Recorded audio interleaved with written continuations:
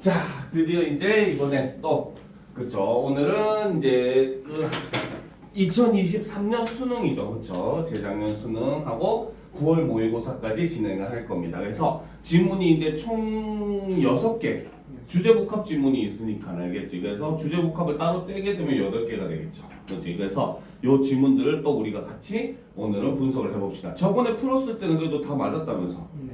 그렇지. 그래서 내용 문제나 이런 것들에 대해서도 나중에 근데 항상 중요한 건 그거예요. 맞추는 거는 사실 중요하지 않아. 알겠죠? 항상 보면은 아이들이 이거랑 이거랑 왠지 답인 것 같은데 나 잘 모르겠는데 그냥 왠지 이게 더 답인 것 같아. 그래서 찍었는데 맞았어. 그럼 자기가 안다고 착각해요. 알겠죠? 그거는 모르는 겁니다. 만약에 똑같은 문제가 다음에 나오면 그 학생은 틀린다는 소리예요. 알겠죠? 그리고 어차피 학교 시험 같은 경우도 이런 기출 모의고사라든 그거를 다 변형시켜 나오거든요. 그렇기 때문에 내가 선지 하나하나가 왜 맞고 틀리고 하는 거를 분명하게 알고 넘어가야지 문제가 변형됐을 때 맞출 수 있는 거예요. 그냥 단순히 답을 아는 게 중요한 게 아닙니다. 공부는. 알겠죠? 오히려 연습을 할 때는 틀리는 게 더 좋을 수도 있어요. 괜히 요행으로 맞았다가 오히려 공부를 더 안 하는 핑계밖에 안 되기 때문에. 알겠지? 그래서 그런 걸 유념을 하면서 항상 이제 맞았어도 모르는 거는 항상 다시 한번 풀어보고 질문한다. 이런 생각은 꼭 가지고 있어야 됩니다. 알겠죠? 오케이? 정신 번쩍 차리고 네. 멍하지 말고 알겠지? 자, 그러면 오늘은 이제 아까 얘기했듯이 2023년도 수능 지문을 보도합시다. 첫 번째 지문은 바로 경마식 보도의 특성과 보완 방법이라고 하는 글입니다. 알겠죠? 바로 선거에 관련된 방송을 할 때 규정에 대해서 설명하는 글이에요. 알겠습니까? 자, 그러면 보도를 합시다. 자, 경마식 보도는 이런 이제 사회 관련된 지문이라든지 과학 관련된 지문이 제일 싫은 학생들이 싫어하는 이유가 처음부터 막 그러니까 개념 정리 들어가면서 학생들 머리를 아프게 하기 때문이죠. 근데 항상 개념은 중요해요. 그렇지? 자, 경마식 보도라고 하는 건 바로 뭐다? 경마 중계를 하듯 지지율 변화나 득표율 예측 등을 집중 보도하는 선거 방송의 한 방식이다. 기본적으로 얘는 바로 무슨 방송? 선거 방송을 할 때 쓰는 방식이다라고 보시면 된다는 거죠. 알겠죠? 자, 경마식 보도는 선거일이 가까워질수록 증가한다.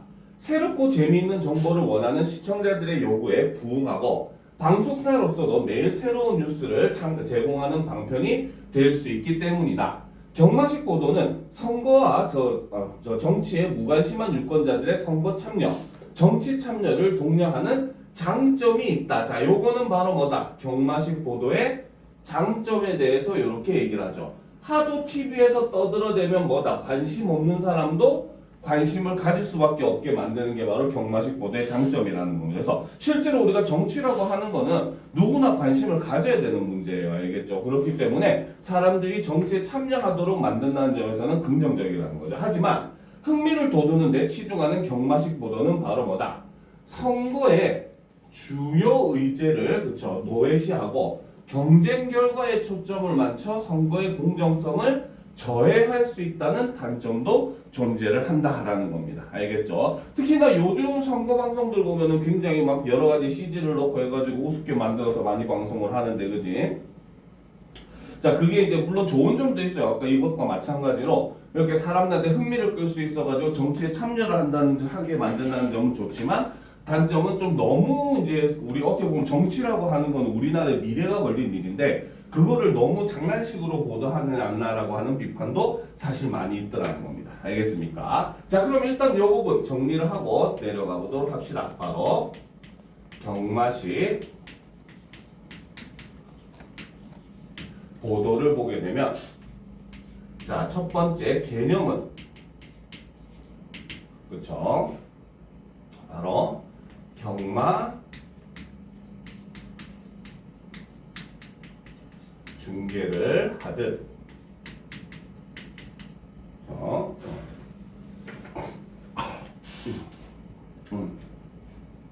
지지율 변화나 득표율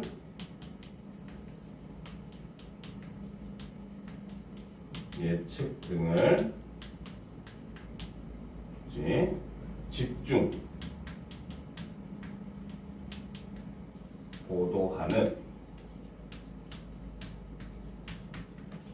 선거 방송을 경마식 보도라고 한다라는 거죠. 그렇죠? 자, 그러면 아까 얘기했듯이 경마식 보도의 장단점을 살펴보게 되면 자, 첫 번째 장점은 그렇죠? 바로 뭐다? 선거와 정치에 그렇죠? 자, 무관심한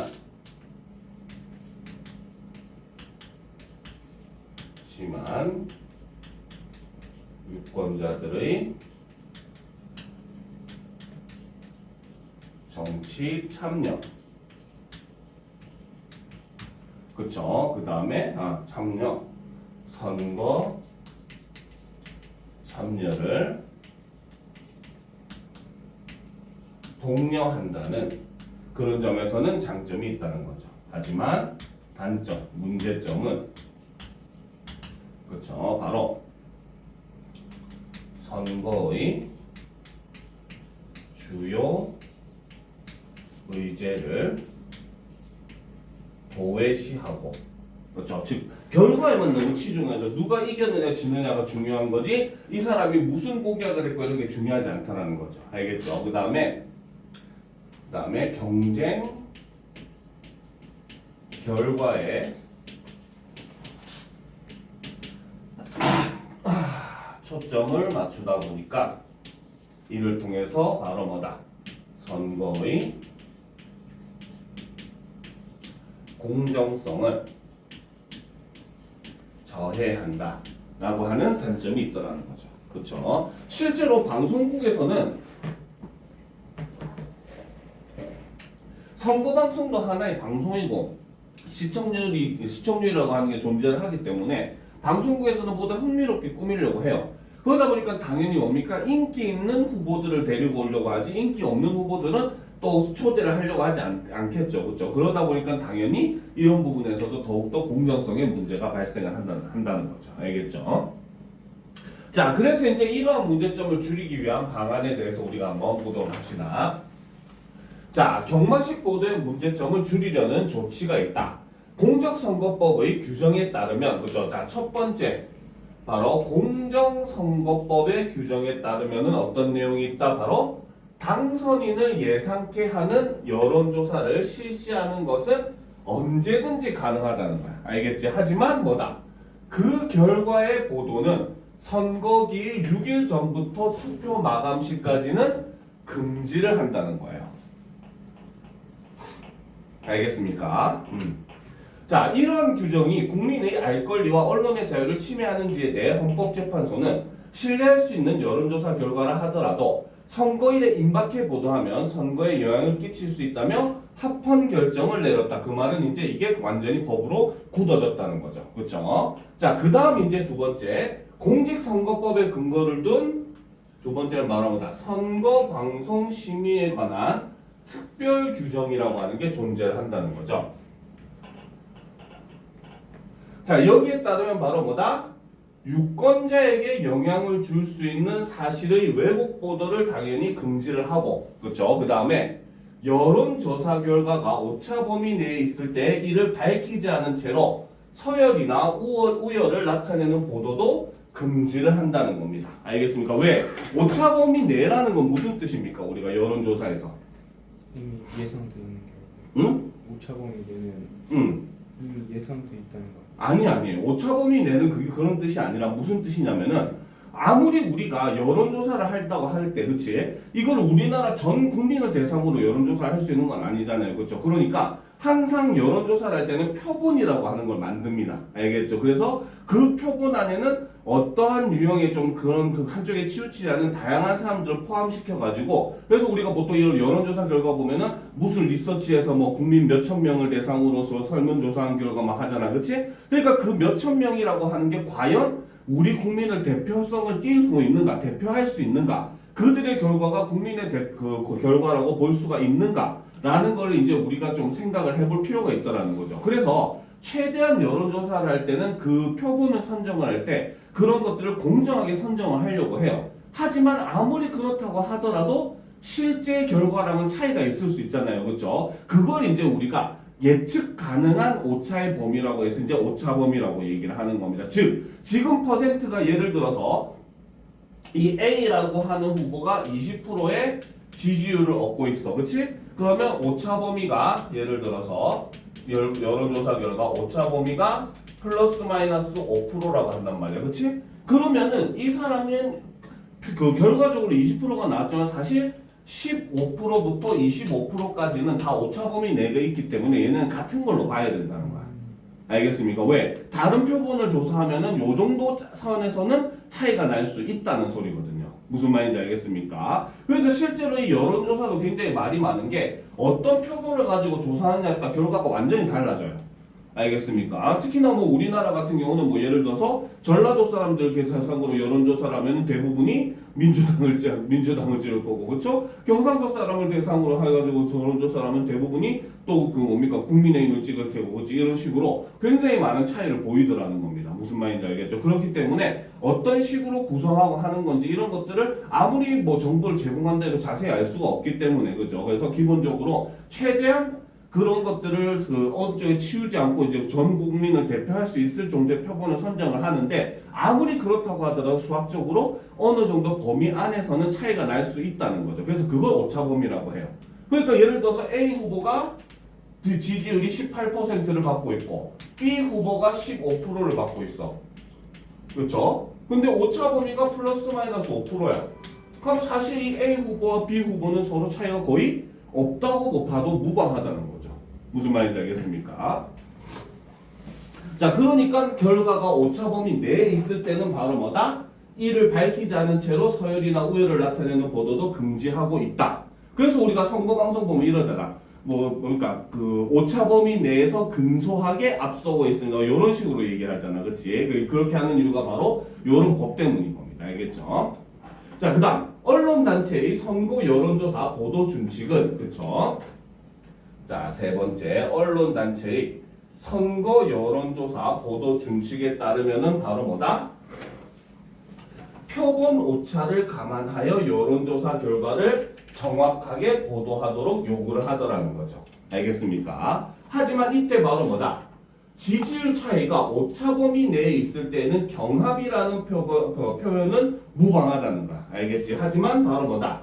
서열화하거나 오차 범위 내에서 앞섰다라는 표현처럼 우열을 나타내는 보도는 할 수가 없다는 거죠. 무슨 말인지 알겠습니까? 그래서 오차 범위 내에서 뭡니까? 치열하게 뭐 싸우고 있습니다. 이런 표현은 경합을 하고 있습니다. 이런 표현은 되지만 오차 범위 내에서 뭐 근소한 차이로 누가 앞서고 있어요. 이런 건 하면 원래 안 된다는 겁니다.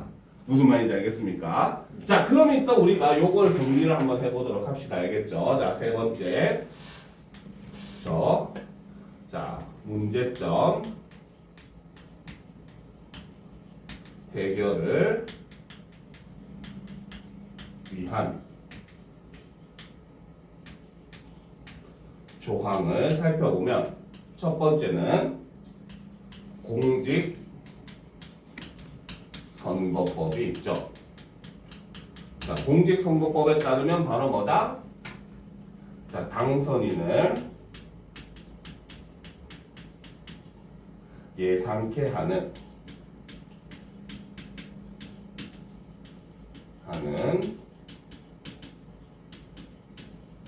여론조사의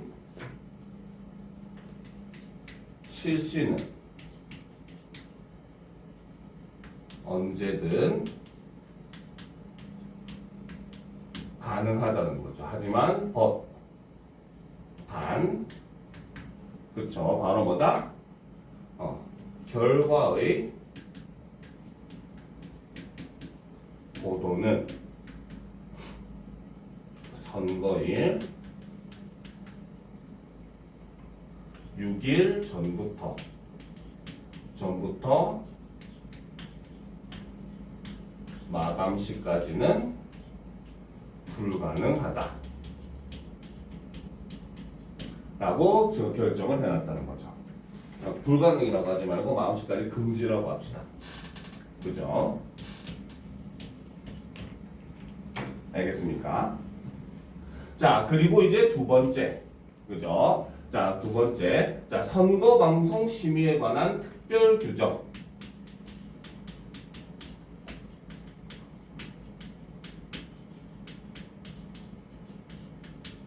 관한 특별 규정에 따르면, 그죠? 자, 유권자에게 영향을 줄 수 있는, 그죠? 사실의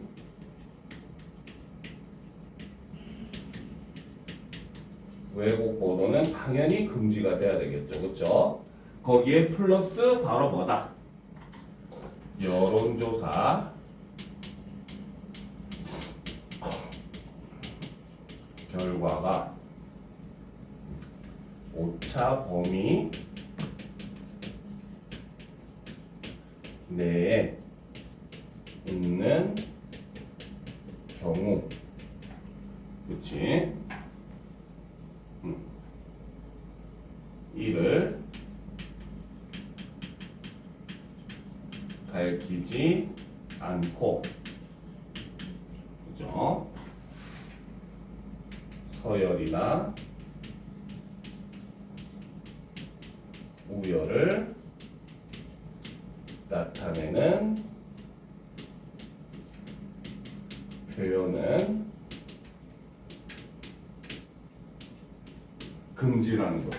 알겠습니까? 그러니까 아까 선생님이 얘기했었던 거지. 예를 들어서 뭐 A 후보가 뭡니까? B 후보를 오차범위 내에서 근소하게 앞서고 있습니다. 이렇게 보도를 하면은 선거방송 심의에 관한 특별 규정은 어린 게 아니에요. 왜? 오차범위 내라고 밝혔으니까. 알겠습니까? 그런데 그 다음 바로 선거 여론조사 보도 준칙에 따르면은 이거는 그 뭡니까? 어기는 경우가 된다는 거죠. 그러니까 이렇게 법이 서로 이제 불법이냐 아니냐를 결정하는, 그러니까 정확하게는 법이 아니죠. 선거 방송 심의에 관한 특별 규정 같은 경우는 이제 공직선거법에 근거를 두고 있는 거고, 공직선거법은 법입니다. 알겠죠? 그리고 마지막 세 번째 선거 여론조사 보도 준칙이라고 하는 거는 방송인들끼리 서로 정한 일종의 그런 규칙 같은 거거든요. 알겠죠? 그러니까 솔직히 얘 같은 경우는 안 지켜도 어떻게 보면 방송가 내에서나 제재를 할 수 있지, 실제로 법적으로 제재하거나 이런 게 없기는 해요. 알겠습니까? 그렇기 때문에 어떤 행위를 했을 때 그게 어떤 부분에서는 그 법을 어긴 거고 어떤 부분에서는 법을 지킨 건가,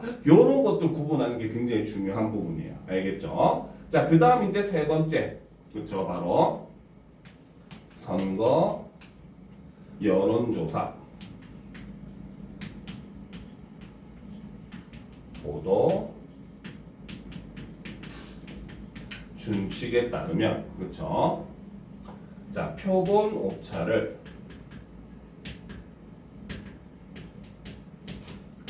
감안하여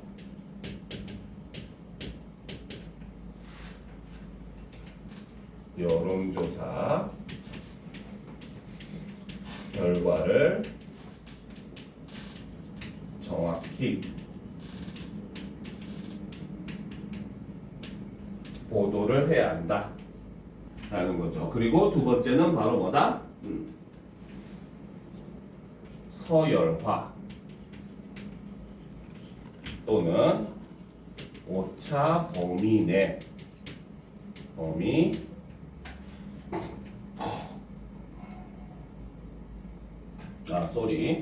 서열화하거나 우열을 나타내는 표현은 금지죠. 그렇기 때문에 오차 범위 내인 경우는 경합이라는 표현을 쓴다는 거죠. A 후보가 앞선다 이런 거 얘기하면 안 된다는 겁니다. 근데 실제로는 뉴스에서 많이 나왔죠, 그렇죠? 그런 표현들. 그래서 어쨌든 원래 이제 규칙 자체는 이렇게 돼 있다. 그래서 실제 문제에서도 어떻게 보면 실제 사례와 같은 그런 비슷한 예시를 하나 들어놓은 다음에 여기서 이 예시가 어떤 부분은 어렵고 어떤 부분은 안 어겼는지 요거를 이제 구분하는 문제가 나올 가능성이 높고 실제로 이 모의고사에서도 이제 그 문제 중에 하나로 그런 식으로 3점짜리가 나왔다는 거죠. 알겠습니까? 자, 그러면 다음 문단을 보답시다. 자, 경마식 보도로부터 그렇죠 드러난 선거방송의 한계를 보완하는 방책 중 하나로 선거방송 토론회가 활용될 수 있다라는 거지. 그렇지? 바로 뭡니까? 보완책 중 네 번째가 바로 뭐다? 선거방송 토론회라는 거죠. 그렇죠? 자, 이 토론회를 통해 후보자 간 정책과 자질 등의 차이가 드러날 수 있는데 현실적인 이유로 초청 대상자는 한정된다.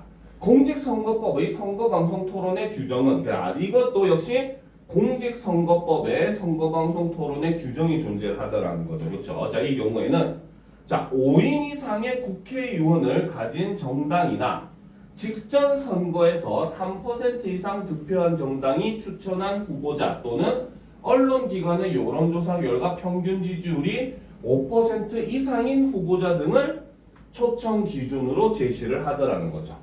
알겠습니까? 그러니까 실제로 5%, 3% 이렇게 보면 그렇게 높지 않기는 해요. 그죠? 근데 실제로는 이거 얻기도 사실 굉장히 힘듭니다. 사실 뭐 우리가 선거 때마다 보면 알겠지만 대부분 표는 1, 2번 안에서 결정이 나죠. 그렇지? 그리고 이제 3번은 더 이상 한 3%, 5%, 10% 이렇게 받고, 그렇지? 그다음 나머지 뭐 4번부터는 거의 표를 못 받는다고 봐야 돼. 1% 받기도 힘들죠, 그죠? 자, 그렇기 때문에 이제 일단 이렇게 법은 정해져 있다는 거죠, 그죠? 근데 다만 초청 대상이 아닌 후보자들을 위해 바로 뭐다? 초청 대상이 아닌 후보자들을 위해 별도의 토론회 개최가 가능하고 시간이나 횟수를 다르게 할 수는 있다는 거죠. 알겠습니까? 자, 그러면 대안책 네 번째가 바로 선거 방송 토론회가 있다는 겁니다.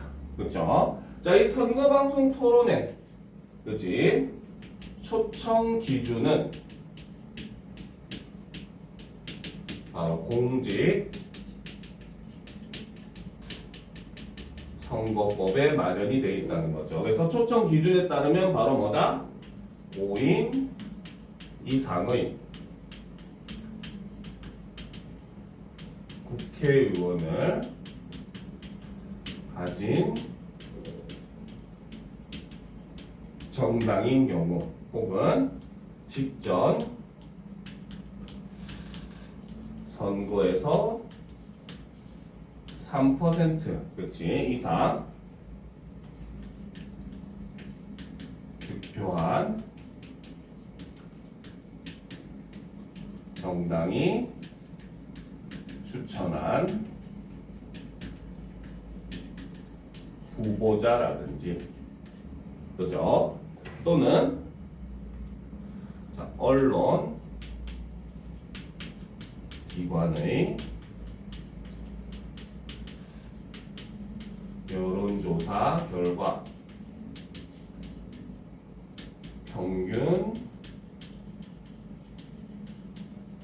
지지율이 5% 이상인 후보.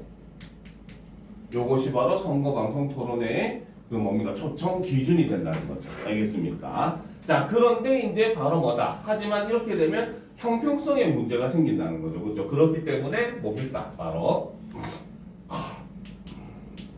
초청 대상이 아닌 후보자들을 위한 별도 토론회도 가능하다는 거죠. 근데 실제로 안 하죠. 왜? 이 사람들 인기가 없으니까 시청률도 안 나오니까. 알겠습니까? 그리고 단 이때는 바로 뭐다? 시간이나 횟수를 다르게 하는 것이 가능하다는 거죠. 알겠습니까? 자, 그럼 봅시다. 이러한 규정이 선거운동의 기회균등의 원칙을 침해하는지에 대해 헌법재판소는 위헌이 아니라고 결정했다. 자, 다수 의견은 그렇죠? 헌법재판소는 다수결로 인해서 결정이 돼요. 알겠죠? 다수 의견은 바로 뭐다? 방송 토론의 효율적 운영을 고려할 때 초청 대상 후보자 수가 너무 많으면 제한된 시간 안에 심층적인 토론이 이루어지기 어렵고 유권자들도 관심이 큰 후보자들의 정책 및 자질을 직접 비교하기 어렵다는 점을 지적하며 이 규정은 합리적 제한이라고 보았다. 반면 소수 의견은 그래도 이제 그 중에서도 이제 헌법재판소 안에서도 반대하는 사람도 있긴 하다는 거죠. 반대 그한 법관도 이 규정이 가장 효과적인 선거운동의 기회를 일부 후보자에게서 박탈하며 유권자에게도 모든 후보자를 동시에 비교하지 못하게 하고 그 초청 대상 후보자 토론회에 참여한 후보자와 그렇지 못한 후보자를 차별적으로 인식하게 만든다고 지적하였다. 이 규정을 소수정당이나 정치 신인 등에 대한 자의적이고 차별적인 침해라고 본 것이다. 그래서 소수의 법관들은 차별적이다라고 생각을 하지만 대다수의 법관들은 바로 뭐다? 이것이 오히려 민주적이고 합법적이다. 오히려 이제 더 효율적이다라고 그 결론을 내렸다는 겁니다. 알겠습니까? 오케이? 자, 그래서 이렇게 바로 경마식 보도가 어떤 식으로 이루어지는지 어떤 보호 장치가 있는지 이런 것들에 대해서 설명한 글이었다는 거죠. 자, 그럼 이제 다음 글을 보도록 합시다. 데이터에서 결측치와 이상치의 처리 방법. 됐습니까? 자, 그럼 보도록 합시다. 이거는 사실 뭐 다른 내용은 필요 없고 중요한 내용들 위주로 이제 정리를 하면 되겠죠. 그렇죠? 자, 데이터를 처리할 때 데이터의 정확성은 매우 중요하다. 그런데 데이터에 결측치와 이상치가 포함되어 데이터의 특징을 제대로 나타내기 어렵다. 결측치는 그렇죠. 자, 일단 내용부터 정리를 합시다. 결측치라고 하는 것은 바로 뭐다? 데이터 값이 빠져 있는 것이라는 거죠. 그렇지? 자, 결측치를 처리하는 방법 중 하나인 대체는 그렇죠. 바로 뭐다? 다른 값으로 결측치를 채우는 것을 대체라고 한다는 거죠. 자, 근데 이때 대체하는 값으로는 평균, 중앙값, 최빈값 이런 걸 사용을 한다는 겁니다. 그죠? 자, 이 중에서 중앙값은 바로 뭐다? 중앙값은 데이터를 크기 순으로 정렬했을 때 중앙에 위치한 값이라는 거죠. 그렇죠? 자, 크기가 같은 값이 복수일 경우에는 어떻게? 크기가 같은 값이 복수일 경우에는 순위를 매겨서 중앙값을 찾는다는 거야. 알겠습니까? 1번부터 10, 예를 들어서 9등까지 있으면은 1등부터 9등까지 순위를 매겨가지고 5등하고 6등이 똑같다, 4등하고 5등이 똑같다고 하더라도 역시 바로 그걸 통해서 중앙값을 만들 수 있다는 거죠. 알겠습니까? 그러니까 1등부터 10등까지 하면 5등이랑 6등이랑 똑같아질 거 아니야, 그렇지? 이럴 때는 순위를 매겨서 중앙값을 찾는다는 겁니다, 그렇죠? 그리고 데이터의 개수가 짝수이면, 그렇죠? 아까 얘기했듯이 데이터의 개수가 짝수이면 중앙에 있는 두 값의 평균이 중앙값이 된다는 거죠. 아까 얘기했듯이 1번부터 10번까지 쓰면 어떻게? 5와 6을 더한 다음에 그거의 평균을 구해서 중앙값을 나타낸다는 겁니다. 알겠습니까? 자, 또 최빈값은 데이터에 가장 많이 나타나는 값을 최빈값이라고 한다는 거죠. 자, 일반적으로 데이터 값이 연속적인 수치면 평균으로 석차처럼 순위가 있는 값에는 중앙값으로 직업과 같이 문자인 경우에는 최빈값으로 결측치를 대체한다라는 거야. 그래서 우리가 그 암호 해독 있잖아요. 그렇죠? 우리가 뭐 전쟁 같은 거 할 때 상대방 적국의 암호를 해독하잖아. 그렇지? 그때 가장 많이 쓰는 방법 중에 하나가 바로 뭐냐면 그 암호문 중에서 가장 많이 나오는 문자를 하나 찾아요. 알겠지? 근데 그 암호가 이제 그 외국인 영어를 쓰는 나라에서 쓰는 암호다 하면은 그 값은 2가 됩니다. 영어에서는 2가 제일 많이 쓰이거든요. 알겠지? 그래서 그걸 토대로 해가지고 그때부터 글의 내용을 해독하기 시작했답니다. 알겠습니까? 그런 방법도 있고 일종의 최빈값을 이용한 방법이 되는 거죠. 알겠습니까? 자, 그럼 일단 우리가 정리를 해보도록 합시다. 그죠? 자, 결측치 대해서 보도록 합시다. 자, 결측치는 바로 뭐다? 데이터 값이 빠져 있는 것이라는 거죠. 그죠? 그래서 이 경우에는 바로 뭐다? 대체 방식을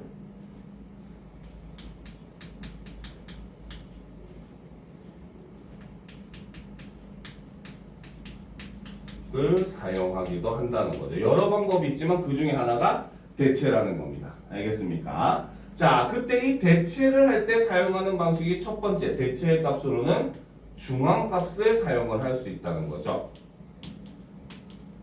그치? 자, 중앙값은 바로 뭐다? 데이터를 크기 순으로 정렬했을 때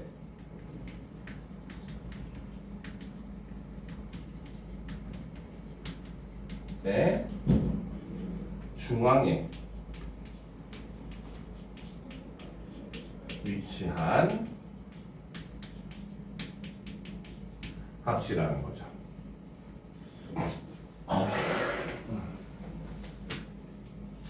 됐습니까? 그렇죠. 자, 그래서 크기가 같은 값이 복수일 경우에, 그렇지? 크기가 같은 값이 복수인 경우에는 어떻게 순위를 매긴다는 거죠. 알겠습니까? 알겠죠? 자, 그 다음 데이터의 그렇죠. 개수가 짝수인 경우는 바로 뭐다? 중앙의 두 값의 평균을 통해 구한다는 거죠. 알겠습니까? 그렇죠? 자, 그 다음 두 번째, 그렇죠? 바로 최빈 값은 뭐다? 최빈 값은 바로 데이터의 가장 많이 나타나는 값이라는 거죠. 평균은 아니잖아, 그렇지? 평균은 뭡니까? 다 더해가지고 그 개수로 나눈 거를 우리가 평균이라고 하잖아, 그렇지? 그래서 이제 이런 값으로 대체를 한다는 거죠, 그렇죠? 그 다음에 세 번째가 그러면 평균도 존재를 한다. 라는 겁니다, 그렇죠? 근데 중앙값은 주로 어디에 사용한다? 그렇죠? 데이터 값이 연속적인 수치이면은, 그렇지? 평균은 데이터 값이 연속적인 수치인 경우에는 평균을 사용을 한다는 거죠. 그렇죠? 그 다음에 중앙값은 바로 뭐다? 순위가 있는 경우에는 중앙값을 쓴다는 거고, 그렇죠? 최빈값은 바로 뭐다? 바로 데이터가 문자인 경우에 최빈값을 쓴다는 거죠. 알겠습니까? 자, 그 다음 봅시다. 자, 이상치는 데이터의 다른 값에 비해 유달리 크거나 작은 값을 우리는 이상치라고 한다는 거죠. 그렇죠? 이상치라고 하는 건 바로 뭐다?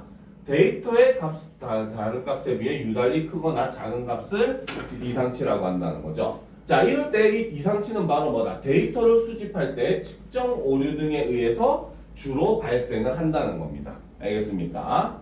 자, 그러나 근데 뭡니까? 정상적인 데이터라도 데이터의 특징을 왜곡하는 데이터 값이 있을 수 있더라는 거죠. 알겠습니까? 예를 들어 데이터가 어떤 프로 선수들의 연봉이고 그중 한 명의 연봉이 유달리 많다면 이상치가 포함된 데이터에 해당한다라는 거야. 쉽게 생각해서 바로 뭐야? 우리나라 프로 축구 선수의 연봉을 계산하는데 뭡니까? A 선수 뭐 5천만 원, B 선수 1억 원, C 선수 뭐 7천만 원 이런데 갑자기 손흥민이 나타나가지고 1년에 뭐 240억, 뭐 440억 이러잖아, 그렇지? 그럼 다른 선수들에서 갑자기 확 튀어버리는 가격이란 말이야. 그러면 이상치가 포함되면 어때? 오히려 평균 연봉이라고 하는 데이터 값을 오히려 더 오염시킬 수 있는 결과가 만들어진다는 거죠. 왜? 그 사람은 어떻게 보면 논외로 봐야 되는 특별한 존재이니까. 알겠습니까? 그런데 그런 이상치 값을 포함시키게 되면은 진짜 어떻게 보면 필요한 평균의 값이 나타나지 않는다는 거죠. 알겠습니까?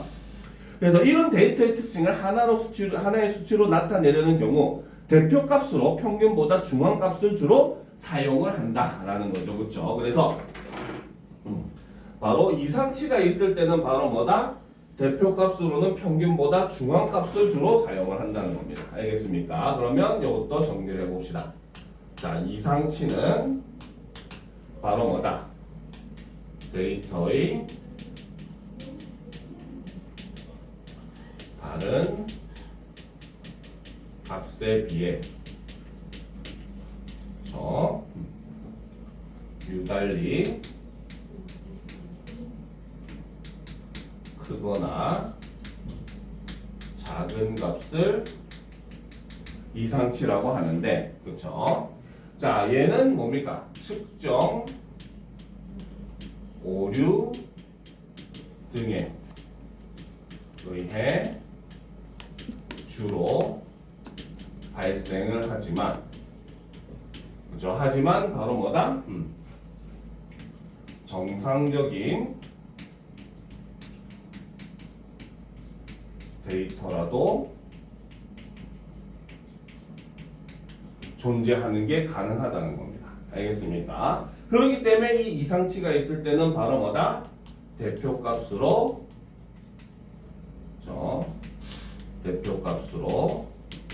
중앙값을 사용을 한다는 거죠.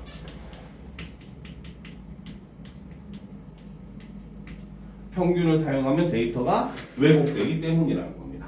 알겠습니까? 자, 그럼 보도록 합시다. 자, 편명산에 있는 점들의 위치로, 그렇죠? 위치를 나타내는 데이터에서도 이상치를 발견할 수 있다. 대부분의 점들이 가상의 직선 주위에 모여 있다면 이 직선은 데이터의 특징을 잘 나타낸다고 할 수 있다. 이 직선을 직선 L이라고 하자. 그런데 직선 L로부터 멀리 떨어진 위치에도 몇 개의 점이 있다. 이 점들이 이상치이다라는 거죠. 이 말이 무슨 말인지 이해가 됩니까? 수학 시간에 우리가 뭐 도수 분포표 혹은 이런 것도 배우잖아요. 그치? 자, 그래서 우리가 그래프로 그렸을 때 예를 들어서 어떤 자료들이 요렇게 자료값들이 점으로 표현하니까 이렇게 모여 있더라는 거죠.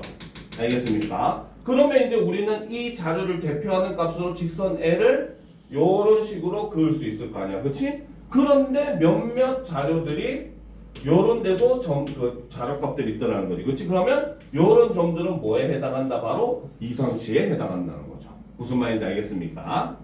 자, 그래서 이상치를 조합하는 데이터에서 직선 L을 찾는다고 하자. 이때 사용할 수 있는 기법의 하나인 A 기법은, 그죠? 이거는 어떻게 하는지만 알면 돼요. 필기할 필요가 없죠. 자, 기법은 바로 뭐다? 두 점을 무작위로 골라 정상치 집합으로 가정하고 이 두 점을 지나는 후보 직선을 그어 나머지 점들과 후보 직선 사이의 거리를 구한다. 이 거리가 허용 범위 이내인 점들을 정상치 집합에 추가한다. 정상치 집합의 점의 개수가 미리 정해둔 기준, 즉 문턱값보다 많으면 후보 직선을 최종 후보군에 넣는다라는 거야. 자, 그러면 즉 이거는 바로 무슨 뜻이냐? 무슨 뜻인지 알아? 이상치. 자, 이렇게 우리가 그래프가 있다고 했을 때, 그렇지? 데이터가 자, 여기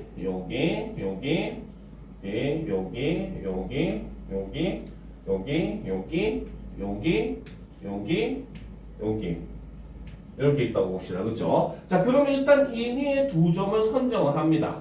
그렇죠? 두 점을 선정을 해요. 그렇지? 그래 가지고 임의로 먼저 선을 그어요. 알겠습니까? 그리고 이제 바로 뭐다? 이 두 점을 지나는 후보에 점을 지어서 요 직선과 나머지 선들과의 거리를 측정을 한다는 겁니다. 알겠습니까? 그죠? 측정을 한다는 거죠. 자, 그리고 이때 바로 뭐다? 허용치 이내를 요만큼으로 미리 설정을 해 놓는 거야. 요 안에는 허용을 해 줄게.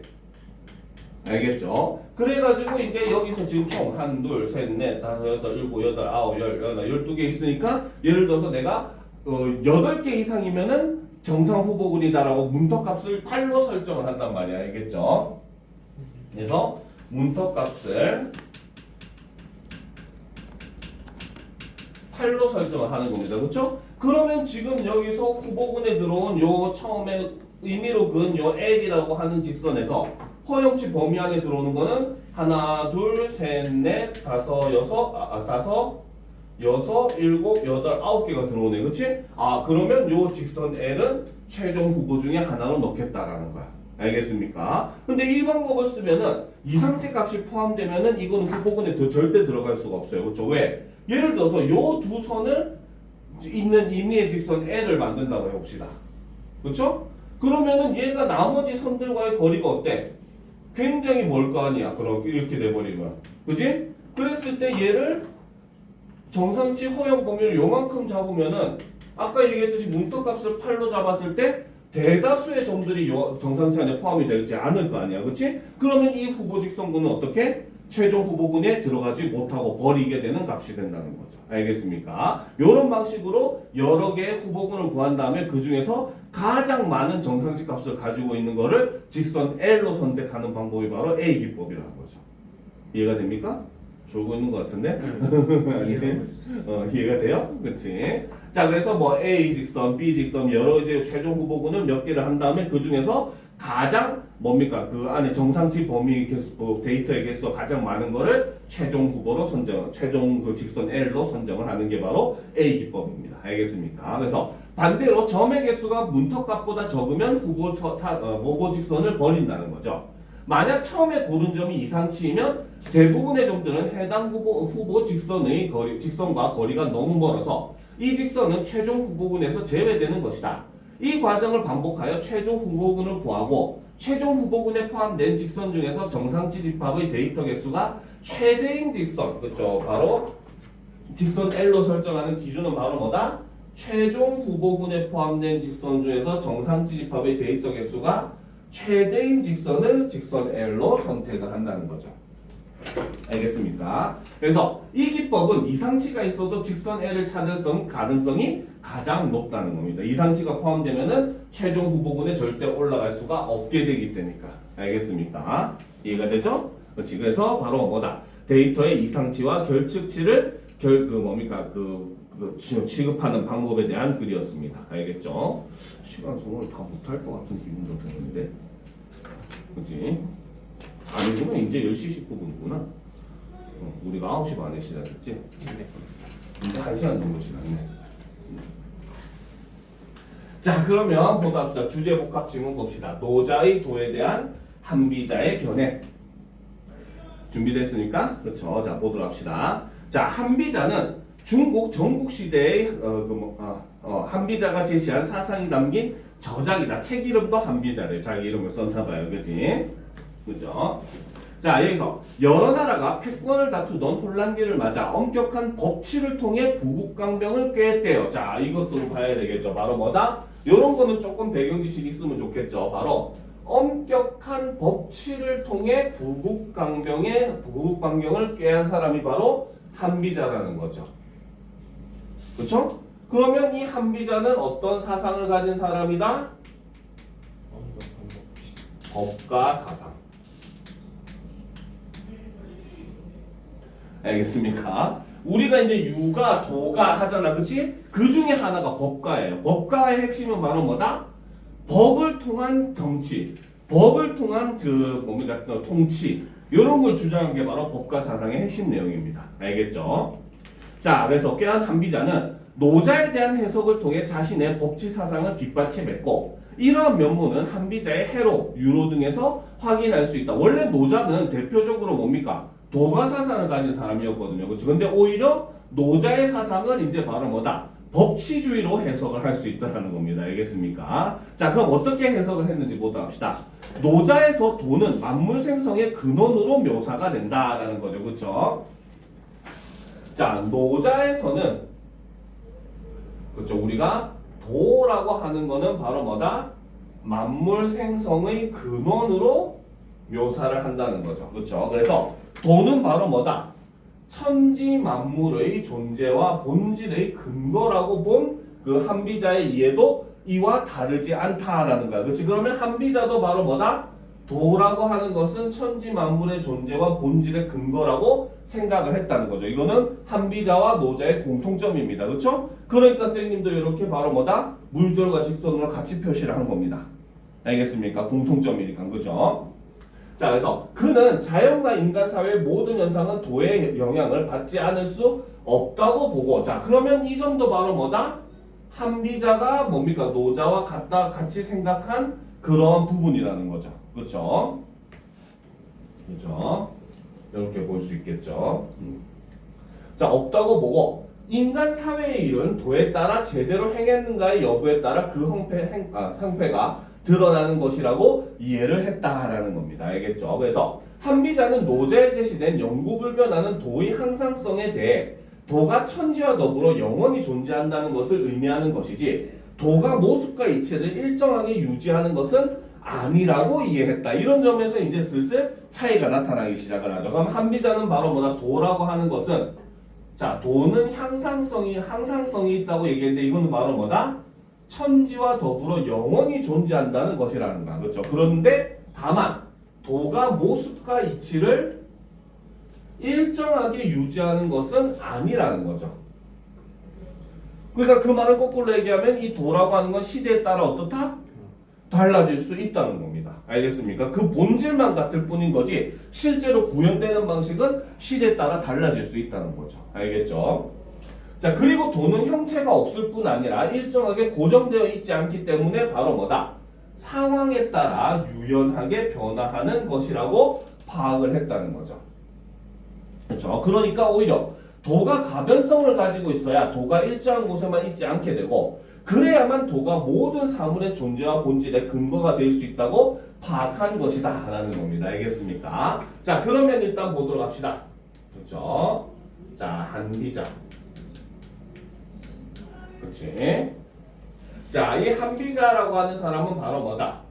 엄격한 법치를 통한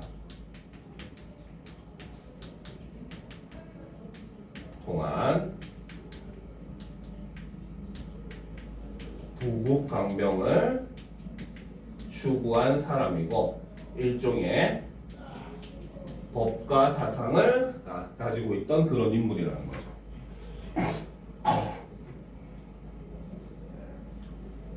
됐습니까? 자, 그래서 일단 노자의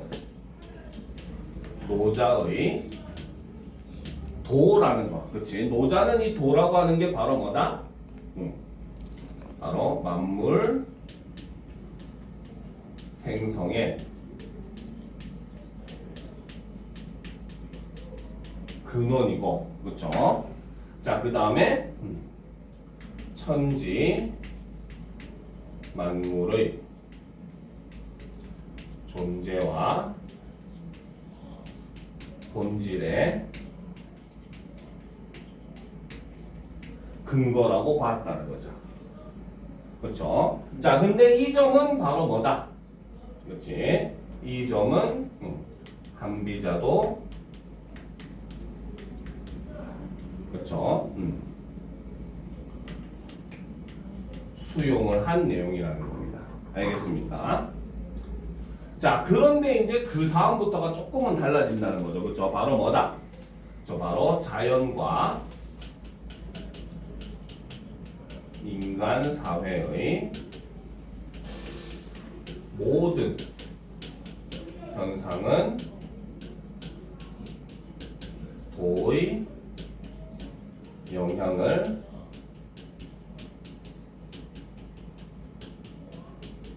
받는다는 겁니다.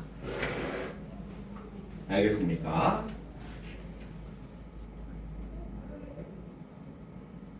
자, 그런데 이제 노자가 이야기한 도의 항상성이라고 하는 거는, 그렇지? 저 바로 도라고 하는 것은 바로 뭐다? 천지와 더불어 영원히 존재한다라고 보는 게 노자가 주장한 향상성이었거든요. 그렇죠? 그런데 이 부분에 대해서 한비자의 생각이 조금은 달랐다는 겁니다. 알겠죠? 그래서 이 부분에 대해서 한비자는 바로 뭐다? 한비자는 그렇죠. 바로 뭐다? 그렇지. 바로 도는 영원히 존재하는 것은 맞다. 그렇죠? 하지만 바로 뭐다? 그렇죠? 모습과 이치를 일정하게 유지하는 것은 아니라고 봤다는 거죠. 알겠습니까? 즉, 이 말은 오히려 도라고 하는 거는 가변성을 가진다는 거죠. 가변성을 가지기 때문에 바로 뭐다? 상황에 따라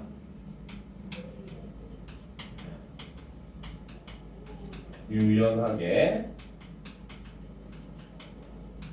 변화를 할 수 있는 거고, 이렇게 유연하게 변화를 할 수 있어야 영원히 존재할 수 있다는 겁니다. 알겠습니까? 우리가 흔히 이런 말들 하잖아요. 오히려 뭡니까? 단단한 나무일수록 뿌리가 뽑혀가지고 빨리 사라지는데 반해 굉장히 하늘하늘하게 할 때는 오히려 아무리 강한 바람이 불어도 그 뭡니까? 그대로 자기 자리를 지키고 있다고 얘기하잖아요. 그렇지? 도도 마찬가지라고 한비자는 봤다는 거죠. 얘가 너무 꼴곧고 변하지 않고 꼿꼿하면 오히려 영원히 존재할 수 없다는 거야. 시대는 항상 변하기 마련이니까. 그렇죠? 근데 도라고 하는 게 항상 형태를 변화하니까 그 시대에 맞춰서 그 큰 본질 자체는 변하지 않더라도 그것이 적용되는 방식이나 이런 거는 시대에 맞게 변화를 하니까 오히려 그 도라고 하는 것이 계속해서 유지가 될 수 있는 것이다 라고 한비자가 주장을 했다는 거죠. 이해가 됩니까? 그렇죠? 자, 그렇기 때문에 이제 여기에 영향을 받아서 바로 뭐다? 그는 도가 가변적이기 때문에 통치술도 어떻게 돼야 된다?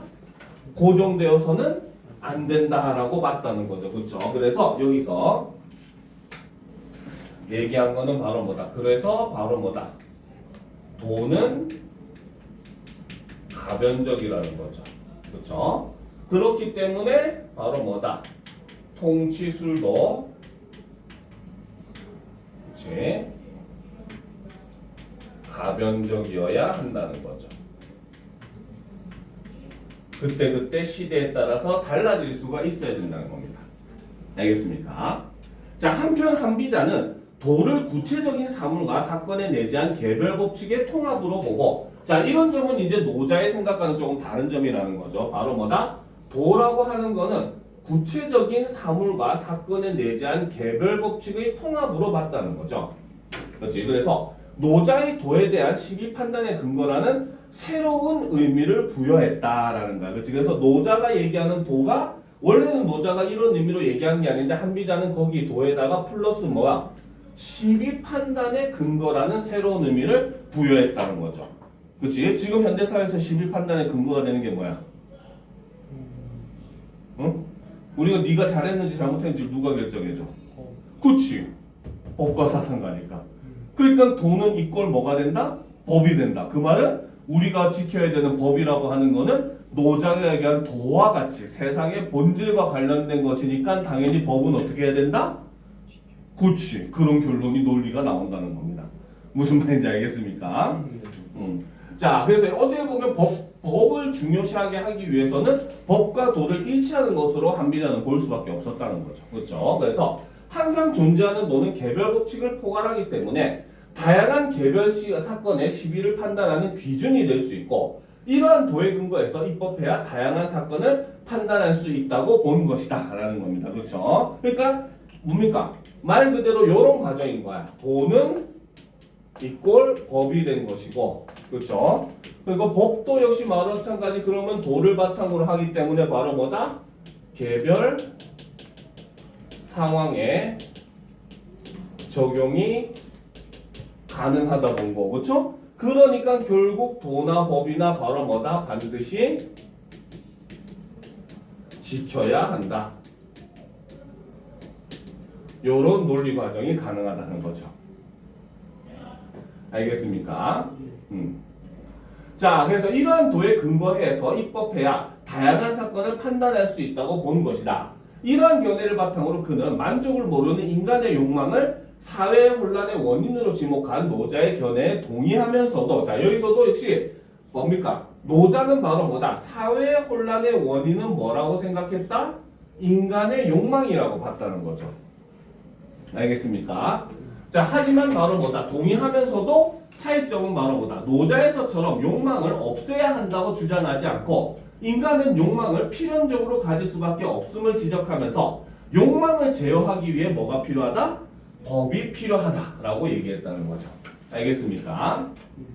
됐죠? 여기까지 됐습니까? 네. 지금 요거 지워도 되겠죠? 응? 네. 자, 그래서 이제 한비자가 얘기한 두 번째, 저 바로 법에 관련된 내용이 나온다는 거죠. 그렇죠? 자, 여기서 도라고 하는 것은 뭐라고 봤다? 구체적인 사물과 사건에 내재한 개별 법칙의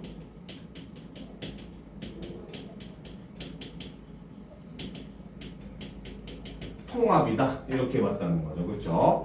거기에 플러스 도라고 하는 것은 시비 판단의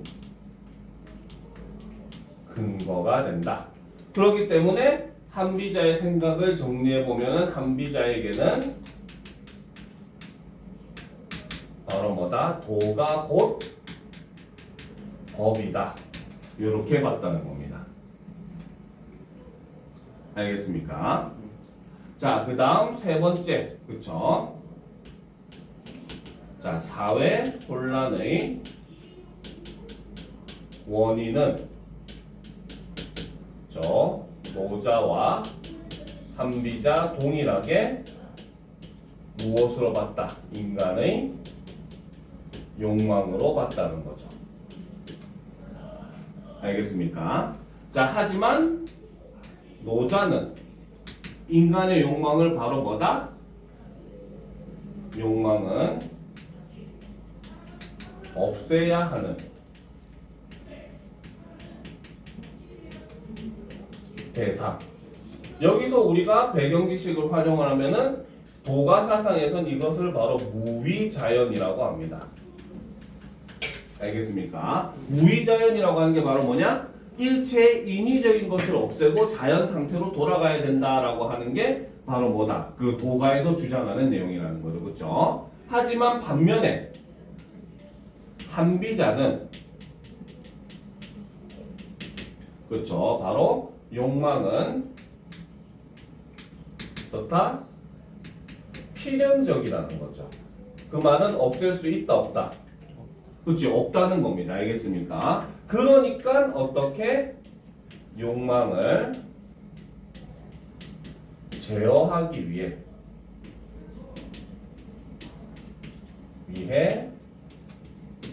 법이요, 도가 현실화된 법이 필요한 것이다 라고 주장을 한 게 한비자의 주장이라는 거죠. 이해가 됩니까? 그렇죠. 자, 그래서 이제 노자의 도를 한비자의 그런 법과 사상적인 입장에서 해석한 글이 바로 이 가글이었던 겁니다. 알겠습니까? 자, 그럼 나글까지 하고 쉬는 시간 가지도록 합시다. 그렇죠. 자, 노자의 도에 대한 유학자들의 견해 보도록 합시다. 준비됐습니까? 네. 됐죠. 자, 요 흰색을 좀 바꿔봐야 되는데 여기 없어가지고 일단 노란색으로 하고 이제 쉬는 시간에 바꿔놓을게요. 그래서 흰색으로 필기하면 돼, 알겠지? 자, 유학자들은 자 여기는 이제 한비자가 아니라 유학자들이 나오죠, 그렇죠? 자, 유학자들은 바로 뭐다? 도라고 하는 것은 인간 삶의 올바른 길을 의미하는 것이라고 보았다는 거죠, 그렇죠? 자, 중국 송나라 이후 유학자들은 이러한 유학의 도를 기반으로 현상 세계 너머의 근원으로서의 도가의 도에 주목하여 노자 주석을 전개했다라는 거죠, 그렇죠? 그래서 현상 세계 너머의 근원이라고 하는 거는 우리가 문학에서 많이 얘기를 하는 거죠. 바로 형이 그렇죠, 상학적 세계를 얘기하는 겁니다. 알겠습니까? 그래서 문학에서는 이제 좀 이해하기 쉽도록 그냥 옥황상제라든지, 그치? 신선이라든지 신이라든지 이런 존재로 나오지만, 그죠? 자, 실제로 이제 형이사학적 세계는 일종의 좀 약간 뭐 일종의 개념적인 세상이긴 해요. 알겠지? 그래서 인간 세상을 뛰어넘은 그 더 높은 층위의 그런 그 정신 세계로 존재하는 곳이 바로 형이사학적 세계입니다. 알겠죠? 자, 혼란기를 거친 송나라 초기에 중앙집권화가 추인된 이후 정치적 갈등이 드러나면서 개혁의 분위기가 조성됐다. 이러한 분위기 하에서 유학자이자 개혁 사상가인 왕한석은, 그렇죠? 왕한석이라고 하는 사람은, 그렇죠? 자, 노자주를 저술했다. 그는 노자의 도를 만물의 물질적 근원인 기라고 파악을 하고, 자, 이 사람은 노자의 도를 만물의 물질적 근원인 기라고 파악을 했다는 거죠. 그렇죠? 그리고 이거는 바로 뭐다? 현상 세계에 앞서 존재하는 기의 작용에 의해서 사물이 형성된다는 거죠. 알겠습니까? 자, 그는 기가 시시각각 변화하듯 현상 세계도 변화한다고 이해했다. 자, 기라고 하는 것도 시시각각 변화하듯이 현상 세계도 시시각각 변한다고 봤다는 거야. 그렇지? 요런 점은 누구랑 생각이 같다? 앞에 있었던 한비자랑 생각이 같은 거죠. 한비자도 뭡니까? 도는 가변성을 띈다고 얘기했잖아요. 그렇죠? 자, 인위적인 것을 제거해야만 도가 드러나고 인간 사회가 안정된다는 노자를 비판한 그는 오히려 이런 생각은 반대였다는 거죠. 그렇죠? 그래서 바로 뭐다? 자연과 달리 인간 사회의 안정을 위해서는 바로 뭐다? 제도와 규범의 제정과 같은 인간의 적극적인 개입이 필요하다고 주장을 했다는 거죠. 알겠습니까? 그래서 지혜와 덕이 뛰어난 사람이 제정한 사회 제도와 규범도 현실 사회의 변화에 따라 새롭게 해야 한다고 주장한 것이다 라는 거지. 그래서 법도 제도와 규범도 바로 뭐다? 현실 사회의 변화에 따라서 새롭게 해야 한다고 주장을 한 거야. 그죠? 그러면 역시 요 부분도 바로 뭐다? 이 사람은 한비자와 사실 생각이 같은 거예요. 알겠습니까? 한비자도 뭐야? 도라고 하는 거는 뭡니까? 그 가변성을 가지고 시대에 따라서 유연하게 변화를 한다고 했죠. 그렇죠? 그리고 한비자도 사회 그 혼란의 원인은 인간의 욕망이라는 걸 인정해. 다만 뭐다? 이거는 인간이라고 하면 어쩔 수 없이 가지고 있는 그런 요소이기 때문에 우리가 없앨 수 없어. 그러니까 이걸 다스리기 위해서 뭐가 필요하다? 법이 필요하다. 얘는 제도와 규범이 필요하다고 했잖아요. 그렇죠? 이러한 점은 한비자와 완전히 동일한 생각이 되는 거죠. 알겠습니까?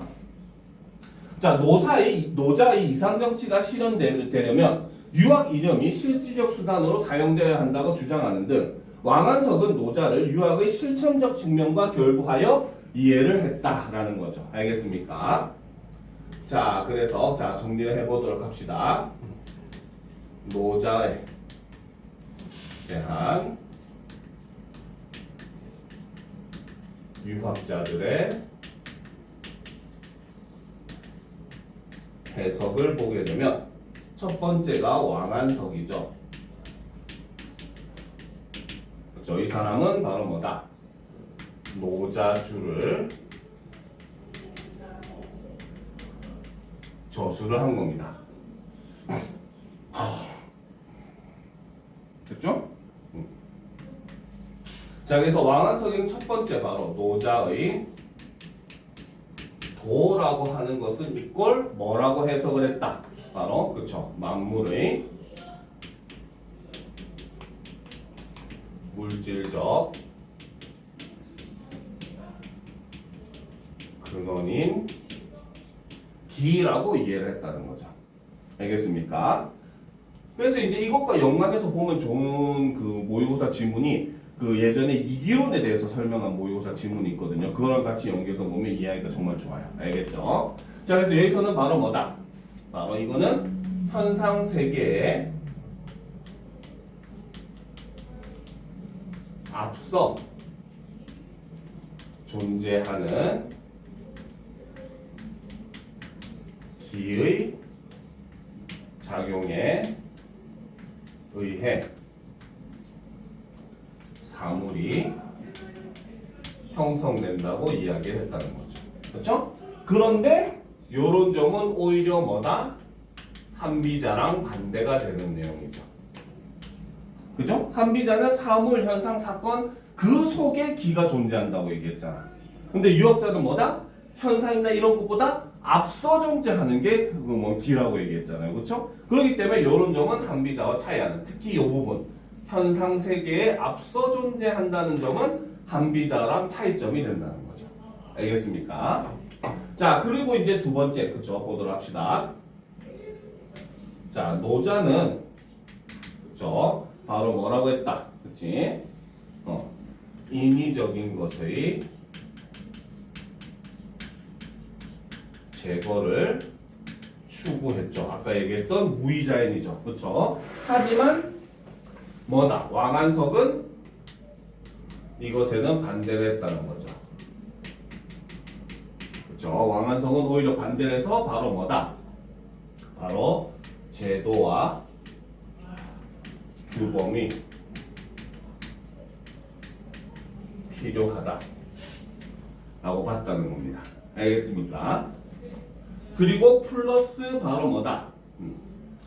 바로 제도와 규범은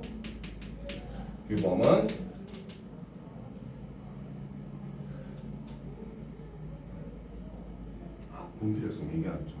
글씨는 이쁘게 잘 써지는데 선생님 비염이 심하니까 이게 안 좋아. 그래서 바로 뭐다? 현실 사회의 변화에 따라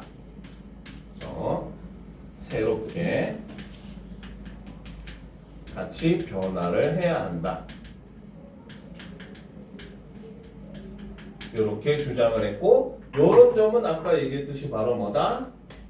한비자와 생각이 일치하는 부분이다라고 볼 수 있다는 거죠. 이해가 됩니까? 그러니까 이런 주제복합 질문들은 이런 좀 넓은 시각이 필요한 거예요. 가글은 가글대로, 나글은 나글대로 판단하는 게 아니라 가글과 나글의 내용을 자꾸 짬뽕시켜가지고 넘나들면서 파악할 수 있는 시각이 제일 중요한 거라는 거죠. 알겠습니까? 자, 그럼 또 보도록 합시다. 송 이후 원나라에 이르러 성행했던 도교는 유학과 불교 등을 받아들여 체계화되었지만, 그렇죠? 자, 오징에게는 두 번째 사람은 이제 오징어 아니야. 그렇지? 자, 오징에게는 바로 뭐다? 주술적인 종교에 불과했다는 거죠. 그래서 유학자의 입장에서 그는 잘못된 가르침을 펴는 도교에 사람들이 빠지는 것을 경계했다. 그런 말은 오징은 도교에 대해서 긍정적으로 봤다, 부정적으로 봤다?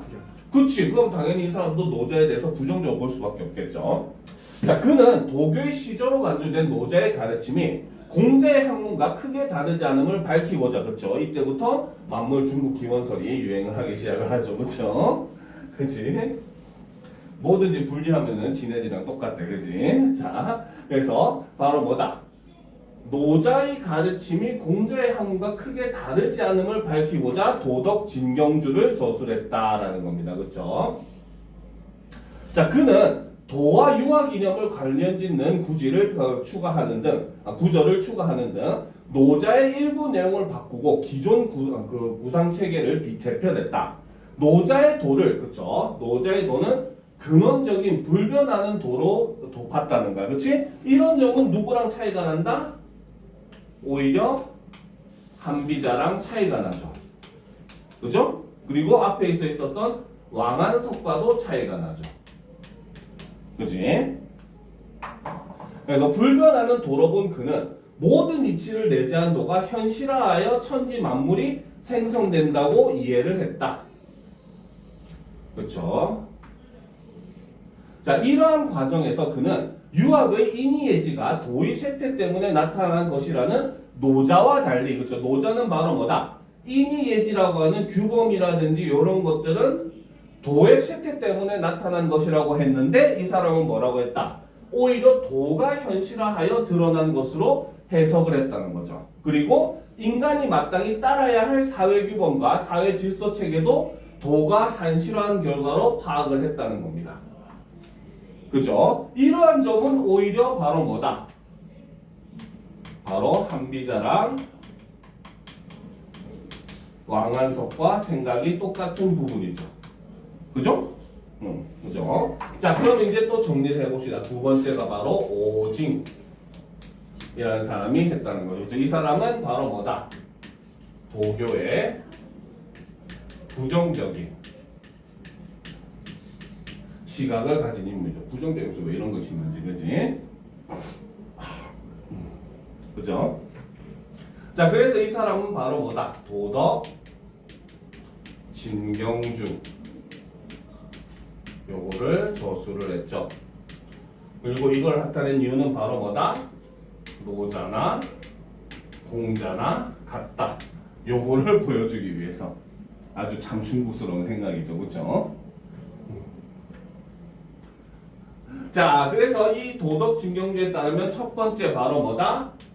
도라고 하는 것은 이 사람은 바로 뭐다? 근원적인 불변하는 것이라고 보았고, 그렇죠? 자, 그렇기 때문에 바로 뭐다? 모든 이치를 내재한 도가 현실화하여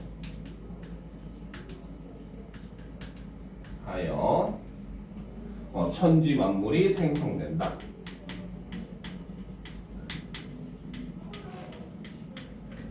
생성된다. 이렇게 보았고, 이러한 생각은 아까 얘기했듯이 오히려 뭐다? 한비자나 왕한석과 반대되는 개념이라는 거죠. 특히나 불변한다는 점은 한비자랑 왕현석과 반대되는 점이죠. 알겠습니까? 자, 그리고 이제 두 번째, 그렇지? 자, 유학의 인의 예지, 즉 이거는 바로 뭐다? 일종의 사회 제도 규범 이런 걸 얘기하는 겁니다. 그렇죠? 자, 이거에 대해서 노자는 뭐라고 얘기했다? 그렇죠? 도의 쇠퇴로 나타난 것이다 라고 보았지만, 반면에 오징은 오징어 먹고 싶네. 그렇지? 오징은 바로 뭐다? 규범은 이것도 역시 바로 뭐다? 도가 현실화하여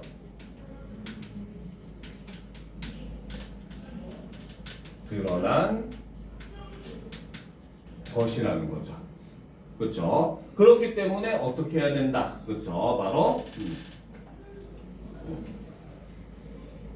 그래서 인간이 마땅히 따라야 한다. 이렇게 파악을 했고, 요 생각은 바로 뭐다? 이꼴 한비자나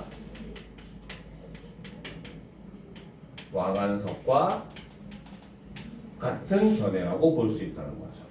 그렇죠? 특히 한비자도 뭐야? 법치를 주장을 했잖아요. 그렇죠? 그러니까 바로 오징어 이러한 생각적인 면에서는 한비자가 굉장히 적극 찬성을 했겠죠. 알겠습니까? 자, 그럼 이제 다음 마지막 철학자를 보도록 합시다. 자, 원이 쇠퇴하고 명나라가 들어선 이후 유학과 도가 등 여러 사상이 합류하는 시조가 무르익은 가운데, 그렇죠? 자, 유학자인 설에는, 자, 마지막 사람이 설애라고 하는 사람이 등장을 하네요. 그렇죠? 그래서 설애는 자신의 학문적 소신에 따라 노자를 주석한 노자 집회를 저술했다. 저 노자 집회라는 책을 저술했다는 거죠. 그는 공자도 존중했던 스승이 노자이므로 노자 사상에 대한 오해를 불식해야 한다고 보았다. 그는 기존의 주석서가 노자의 그 진정한 의미를 제대로 밝히지 못했기 때문에 유학자들이 노자 사상을 이단으로 치부했다고 판단한 것이다. 다양한 경전을 인용하여 노자를 해석하면서 그는 노자의 도라고 하는 것은 바로 뭐다? 인간의 도덕 본성과 그것의 근거인 천명으로 이해를 했다는 거죠. 알겠습니까? 그래서 본성과 천명의 이치를 탐구한다는 점에서 뭐다? 노자 사상과 유학이 다르지 않다고 보았다는 겁니다. 알겠죠? 이러한 점은 누구랑 생각이 같다? 오징어와 같은 거죠. 그렇지? 응. 자, 또한 그는 노자에서 인의 등을 비판한 것은 도덕을 근본으로 삼게 하기 위한 오히려 충고라고 봤다는 겁니다. 알겠습니까? 그래서 도덕을 근본으로 삼게 하기 위해서 이것을 당연히 몸속에 집어넣어야 되는데 못 집어넣으니까 이런 게 생기지 않았느냐 이렇게 봤다는 거 알겠죠? 이거는 정하지 않아도 당연히 따라야 된다 이렇게 얘기를 했다는 겁니다. 알겠죠? 자, 세 번째 그러면 설애를 보면 이 사람은 노자 집회를 저수를 했다는 거죠. 그렇죠? 자, 그래서 이 설애는 그렇죠? 도라고 하는 것은 바로 뭐다? 인간의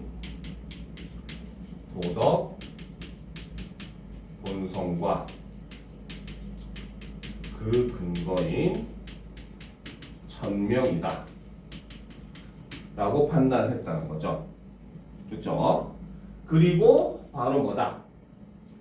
본성과 천명의 이치를 탐구하기 때문에 바로 노자나 그렇죠? 유학은 같은 것이다 라고 보았고 아까 얘기했듯 이런 견해는 바로 누구랑 오징의 생각과 같다고 볼 수 있다는 거죠. 알겠습니까? 자, 그리고 세 번째 바로 뭐다? 그렇죠? 자, 노자의 그렇죠? 규범에 대한 즉 인의 예지죠. 그렇죠? 규범을 비판한 것은 이꼴 바로 뭐다?